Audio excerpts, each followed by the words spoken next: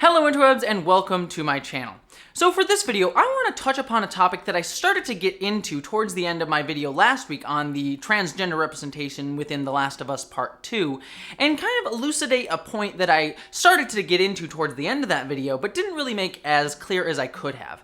And now that I've kind of sat on it for a few more days, the game, and also talked about the game with a few of my queer and non-queer friends who are fans of it, I kind of have a more clearer point that I found to be very interesting about how the representation of LGBTQ people differs within the game itself, but also how our reactions to it as a culture, both to Ellie's sexuality as well as Lev's transgender representation, showcases the distinction of where we are as a culture when it comes to handling sexuality representation and transgender representation. Because I think that the reactions to this game and the reactions to Ellie's sexuality versus Lev's transgender identity showcases that we are in two very distinct places when it comes to the conversation surrounding representing these two differing forms of identity. What do I mean by that? When we look at The Last of Us Part 2 and Part 1 as well, it has a very matter-of-fact method of storytelling. Everything in the game, I mean, even the crazy over-the-top stuff like the clickers and the zombies, it's all handled very matter-of-factly. It's all handled very realistically. Dialogue feels very mumbly, it sort of doesn't really complete thoughts, there's no sort of like grand thematic moments. Yes, there is a story and a narrative that is elucidating themes, but it all feels very, very natural in the way this world is represented. It's not very stylized like something like Star Trek would be, where it's a kind of a heightened reality and we sort of like buy into it. If this zombie apocalypse were to happen, this is how I think people would live and react in that world. And that's not to judge either way, this is just a type of storytelling. Matter-of-fact storytelling, very naturalistic storytelling is just a way to tell stories, and that's how Last of Us Part 2 presents its narrative. So, we have this very naturalistic, matter-of-fact type of storytelling. Now, let's take a look over at Ellie, the character of Ellie, who is a lesbian in the game, and that's something we learned in the DLC for the original Last of Us. It's something that people have known for a very, very long time about this character. So when we look at Ellie's character within the game, the way her sexuality is presented as if it's no big deal. It's not something really that the games or the character themselves, like the other characters, both Ellie and the characters around Ellie, really ever focus on. Ellie just happens to end up in relationships with women, and no characters within the game really treat that as extra special or different. They don't treat her as weird because of her sexuality. It's just treated, again, very matter-of-factly. There are a few moments, however, where the fact that she is queer actually plays a role in the story. Now, obviously, number one, she's dating Dina, so that is a sort of major plot point within the game. But more specifically, the first time that it comes up within the game is the fact that we learn, and this is spoilers for The Last of Us Part 2, so if you haven't beaten the game, this is the place to stop. We learn that Dina is pregnant. And there's a joke at that moment between Dina and Ellie, where Ellie sort of jokes like, well, is it mine, and things like that, because clearly the fact that she's a woman and Dina is also a woman, and they're both cisgender, means that obviously Ellie could not be the parent of this child. And we know that as the audience. So we basically know that Jesse, Dina's former boyfriend, is 99% most likely the father, unless Dina had slept with someone else. So the fact that she is queer plays into that moment because we know that Ellie could not have been the parent of it, and so that creates an interesting love triangle between those three characters. The next time that it comes up is during a flashback between Ellie and Joel. And there's a moment where Joel basically says, oh, I think that Jesse has a crush on you. And Ellie says, I don't think he's my type, and Joel kind of pushes it a little bit. Because clearly, in that moment, Joel does not know that Ellie is queer. And it's played as a little bit of a joke, but it also illuminates a kind of a moment thing that Ellie kind of hasn't fully told Joel everything about her. That he may be her father figure, but in that moment, she hasn't really revealed everything, which kind of goes to this theme of Ellie kind of being a little bit more reserved and not trusting Joel completely in that moment because she clearly knows that he lied to her earlier on in her life about whether she could have been killed by the Fireflies. Again, that's a spoiler for the first Last of Us game. It's not just dumped there to just be like, hey, look, she's queer. It's something that felt very natural. It felt like it was part of the characters. It sort of came up naturally and illuminated something about the characters. And then the final time that her queerness really plays a role, outside of, again, the fact that she is dating Dina, a woman, is the moment later on in the game where we see the scene where Ellie and Dina kiss, and then a bigot comes up and confronts her. He's like, "Get out of here, there's families and kids here." And this is something that many queer people face. People not liking queer people simply for being queer and thinking that showing queer kissing in a open environment is somehow adult themed or anything like that. That's something that people actually face, bigots. And again, this is used very naturalistically. That feels like something would happen. It's not like it's sort of like out of the blue, like we're trying to teach you a lesson, because it's not just something that happens. It's used as a moment for when Joel comes in and tries to save Ellie. And Ellie says, "You don't need to save me, I can handle myself." And again, it's sort of going back to that relationship between Joel and Ellie at that point. Every single time that Ellie's sexuality comes into play in the game, it feels, number one, very natural to the moment. It doesn't feel like it's sort of stepping in and saying like, "Hey, look, she's queer." And it's also illuminating characters and themes that are present within the work. But other than those moments, her sexuality is just treated no differently than a straight relationship would. So the fact that she's queer is not irrelevant to the plot, but nor is it the central focus of the plot. Now, let's go and take a look at the character of Lev, because I think he presents a very interesting contrast to how Ellie is treated by us as people having a discourse around the character of Lev. Because you see, I would argue that Lev is treated very much the same way as Ellie.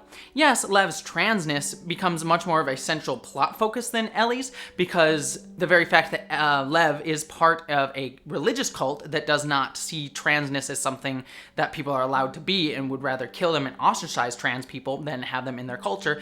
So, of course, Lev's transness plays a much more direct role in the plot. And I do, like I said in my last video, do take some issue with that here and there about the fact that Lev's transness is the main focus of his character. But again, I do think it's handled very matter-of-factly. If this was the situation that Lev's character was in, this is how it would be handled. It never goes out of its way to say, "Oh, this is a bad thing." Yes, there's moments of that, but the character, there's never like any preaching from on high that, trans dead naming and things are bad. There are moments where Lev encounters old members of his group who do dead name him, use his old name, Lily, in order to dead name him, which I've talked about in the previous video is a bad thing to happen to trans people. The apostate! It's Lily!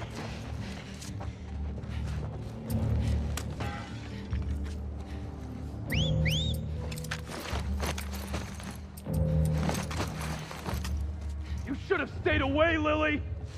It never really treats his transness any differently than Ellie's. It's just matter of fact, and when it comes up naturally, and most other characters in the game don't treat Lev any differently. I mean, Abby, the main character that Lev interacts with, always genders him properly, never really calls attention to his transness unless it's being called up by the plot, like when people dead named him, it comes up in a brief conversation, but otherwise, Abby never really asks about it, and it never becomes a central plot focus between the two characters. It's just sort of treated as the thing that Lev is. So it's treated very similarly to Ellie's. But the difference kind of becomes when we pull out and look at the discourse around Lev's character, and even I contributed to this in my last video, there's a lot more people being critical from within and without of the trans community of Lev's character. Now again, there's a lot more transphobia and bigotry aimed at Lev. There's a lot more people who are insulting Lev and being transphobic, and actually transphobic to Abby as well, as a muscular, more masculine presenting woman than is the typical norm, quote unquote. But there's been a lot more directed at Lev and Abby for breaking gender norms than there is for Ellie for having a different sexuality from being straight, which is what is seen as the default in a lot of video games. So already we kind of see a little bit of a difference between the two of them. But also there's been pushback from the trans community, and specifically there's an article on Polygon and a few other places, and this isn't, criticizing them, but this has been part of the discourse, that a lot of people have problems, a lot of people within the trans community have problems with the fact that the character of Lev has been dead named within the game. And that the game doesn't take moments really to go out of its way to say this is bad, to show why this is a problem. Now, as I stated before in my last video, this is very naturalistic. This is what would happen. It's not necessarily preaching at us, it's not necessarily stating it over our head. But I find it interesting that even though this is kind of how Ellie is treated for her sexuality, a lot more people are taking issue with the fact that that's even presented within the game. And that is because, and this is the point that I wanted to get to with this whole video, is that we are in very different places when it comes to talking about sexuality and accepting sexuality and accepting transness, both within the video game culture and culture at large, and the gaming community at large. Sexuality as a whole has been fairly normalized. Not completely, there are, again, those assholes. But as a whole, sexuality has been fairly normalized within our society. It's not as political of an issue as it used to be. Again, it still is, but not as much so.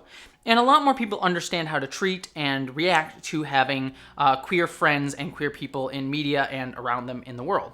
Just treat them like you would anyone else.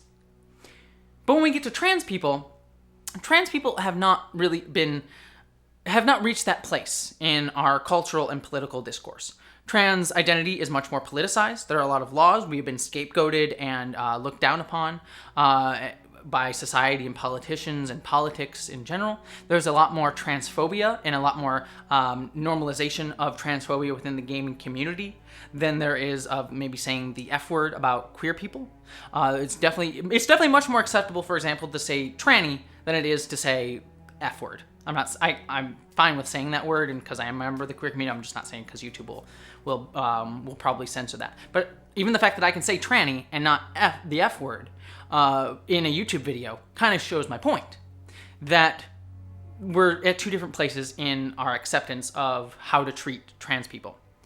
And so even though the game treats sexuality and transness basically at the same level, that it's just a matter of fact thing that only comes up when it needs to and everyone else just sort of treats it as it is.